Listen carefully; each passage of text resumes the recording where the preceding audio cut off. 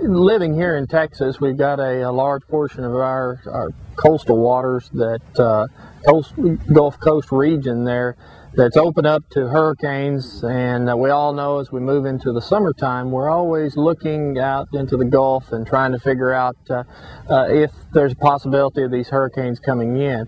They do hit. In recent years, we've had some very devastating ones, and we've had some challenges with preparation for those. Most of the time, we're worried about ourselves and the people form of it. But there's also some things that we should be looking at from our standpoint of our livestock, and things to be prepared well in advance, as well as immediately to the storm. As we move in and try to make preparations throughout the year well in advance of hurricane season, there's some things that you should be thinking about. One of the things is identifying cattle.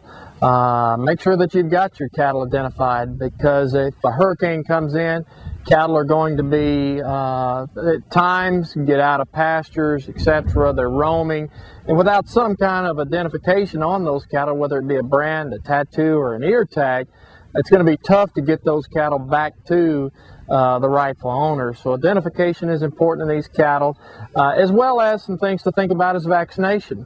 Even though you typically don't have a really big major vaccination program within your herd, maybe it's a closed herd, you don't introduce animals, so disease is not a problem. In a hurricane, cattle are commingled because of flooding or storm or fence damage, etc.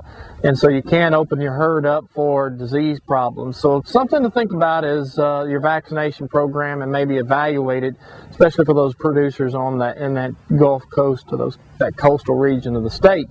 Other things to be thinking about, stock up on basic vet supplies as well. Have that on hand just in case. It never hurts. If you're in the livestock business, cattle or horses or anything like that, they tend to get hurt every now and then, or you've got to treat them, and so it's always good to have it on hand. But especially as we get prepared for hurricane season, antibiotics, bandages, any kind of topical type antibiotics, maybe tetanus, a supply of tetanus vaccine on hand as well, ropes and halters. Those types of things are important to have on hand in preparation. And then something as simple as feed and water buckets, have those things available. The biggest thing is to have a plan in place in case we do have a hurricane that comes in, and things to think about. Thinking about, will I evacuate my cattle? Or will I just try to leave them there and let them weather the storm? If you are going to evacuate, where are they going to go? Try to have all those plans in place well in advance of a storm coming into the Gulf.